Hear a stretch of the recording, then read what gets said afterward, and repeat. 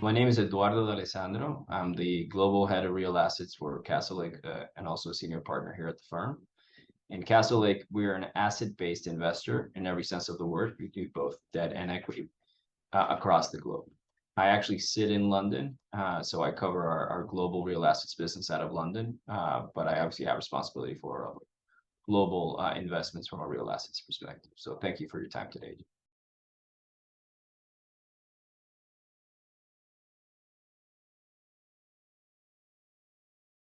Sure. So from a dislocation perspective in Europe, we're really seeing three things, manifest in the market. Number one is we're seeing inflation at all-time highs, right? We haven't seen double-digit inflation in Europe, in over 20 years in some cases. In some countries, it's never been seen.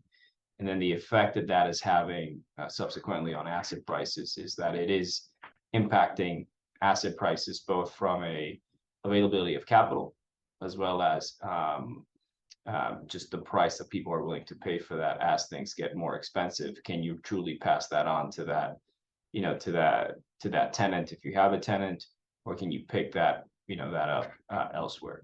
So that's the first thing. The second thing that we're seeing is from an interest rates perspective, as a way to combat some of that inflation, is we have started to see interest rates rise. The highest interest rates that we have in Europe are actually we're seeing right now in the UK. Obviously, that has had a double effect given our mini budget, debacle that we lived through here at the beginning of the end of the third quarter, beginning of the fourth quarter, and then the effect that that had on gilts, i.e., government bonds here in the UK, and then that effect that that actually had on the pricing of debt in the markets, right? So at one point we've seen mortgage rates in the UK specifically go to as high as 6 and 7%, similar to what we're seeing in the US. And then the knock-on effect on that is massive retrenchment by financial institutions from the market as far as holding back capital and making sure that they truly understand what's going on in the market and how to better price that risk. Second thing we've seen is, again, assets have started to reprice given just the availability of that capital and the cost of the capital available both from a debt and an equity perspective. So less capital in the market, and the capital that is there is asking for a much higher return. So you're seeing asset prices again start to deflate. And then the third thing that I would say is affecting the market as a whole is just the general uncertainty generated by the Ukrainian-Russian war and the effect that that has had on energy prices, frankly, across Europe.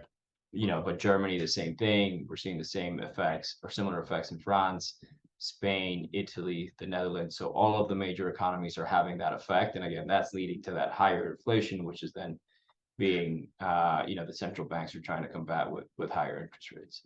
The truth of the matter is, if you roll this forward, because it's really a supply side driven market dislocation, there is very little that in my opinion, that the central banks can actually do by raising rates.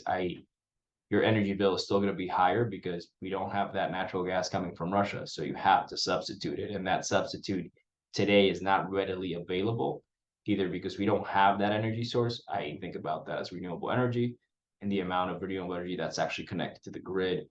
Or B, if we're buying, if Europe or the UK is buying natural gas from elsewhere, some of those, you might have ports that can bring it in. Tankers can come into the Spanish ports or the Italian ports, but we don't actually have the pipelines to then push that through to Germany. So when you think, when you kind of roll that forward, that market dislocation is just starting to take hold as we speak. And in typical European fashion, you're starting to see that first manifest itself in Northern Europe, where buyers and sellers are a lot quicker to recognize that pain, and then it'll slowly move down to Southern Europe.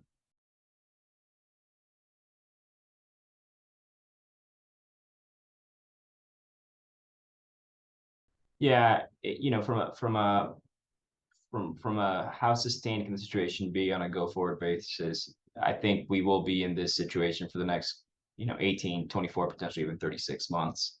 we do need to find that alternative to the energy crisis that we're living through and we're going to continue to live through. Like I said, I think that the ECB in particular is fairly hamstrung in what they can do. Ultimately, if they raise rates too quickly and too high, you will price out markets like or countries like Spain and Italy, and that will have a much bigger, systemic effect on the overall European economy. Surprisingly, the UK, who's not part of the EU and also has its own currency, can actually do a lot more from that perspective. But again, the effect on neutralizing that increase in energy prices will be limited, given that it is really a supply side, driven issue. Demand, obviously, that will affect demand, and demand will come down, and that should stabilize pricing somewhat. But I think that'll take time to come through the system. And then I think the second thing that you're going to see is, I think you're going to see a lot of asset owners really rethink how they want to dispose of their assets or create liquidity in their assets. And I think the opportunity set will first start in debt. And in fact, some of the best opportunities we're seeing today are frankly in the debt arena, and being able to effectively make equity-like returns and in a much more protected scenario as opposed to equity. But I do think we'll start with debt, and then call it 12 to 18 months later, potentially 24, that will then translate into equity repricing to a much more interesting level.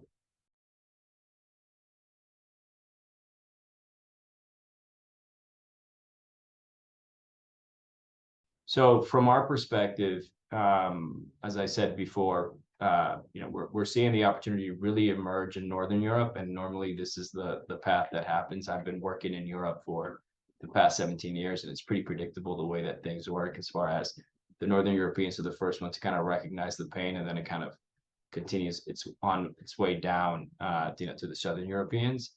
I think part of that is there's just a lot more. The equity markets and the capital markets in Northern Europe are just generally a lot more developed and deeper in Northern Europe, so you can see those changes happen a lot quicker. I think the second thing is also just from a sheer liquidity perspective, you just find much more liquidity in Northern Europe, in some markets in Northern Europe, than you do in Southern Europe. So again, that also has an effect on how quickly the market can reprice. Today, like I said, we're seeing it more in Northern Europe, starting in the UK, but we're also starting to see very good opportunities in the Netherlands, Germany, and the Nordics. From an asset class perspective, it's frankly, we're seeing it across asset classes, whether that's office, retail, residential, industrial, logistics. You're seeing all the cap rates move up. You're seeing pricing come your way. As an investor, we are much more interested in today buying stable and steady cash flows within the residential space or the light industrial or logistics space, what colloquially is known in the business as effectively beds and sheds. We could also include meds, which for us really means senior living, but frankly, that's much more residential. We tend to be very opportunistic when it comes to offices, and frankly, we haven't done retail in a very long time, not because we saw the retail apocalypse really come through. It's just my thinking has always been, if you buy a shopping center with 50 units, there's 52 weeks in the year, you will have rollover pretty much on a weekly basis and an issue on a weekly basis. So it's just a very hard way to make money. And that, again, not because I was smarter than the rest, it was just, we just find it from a return on work, it was just easier to invest in other asset classes. But today, the asset classes where we are most interested in are, again, in that residential and frankly, that industrial and logistics space, where we are seeing repricing happen as we speak in the European market.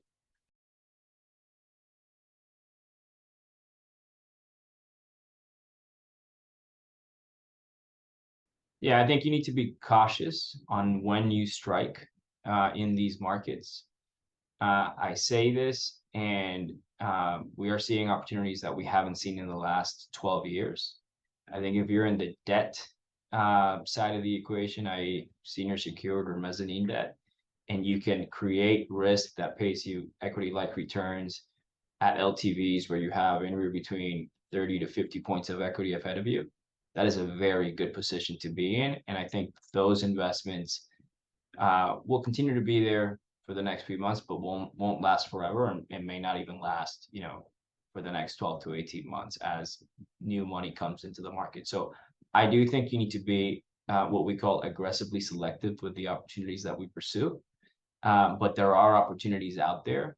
Again, seeing more opportunities in Northern Europe than in Southern Europe. With that said, we are seeing some opportunities in Southern Europe as well, specifically around the luxury hotel space, for example, or multifamily residential that's fully rented, and you have sponsors that want to create liquidity out of that asset because they had a sales process that has since failed, and they are now looking to potentially create liquidity in some of those assets. Those are the sorts of situations that we like, where you really have quality asset, quality sponsor, cash flow attached, and then a sponsor that frankly is motivated to do something because they, similar to us, see the market only getting potentially worse, but you're still getting a phenomenal investment today.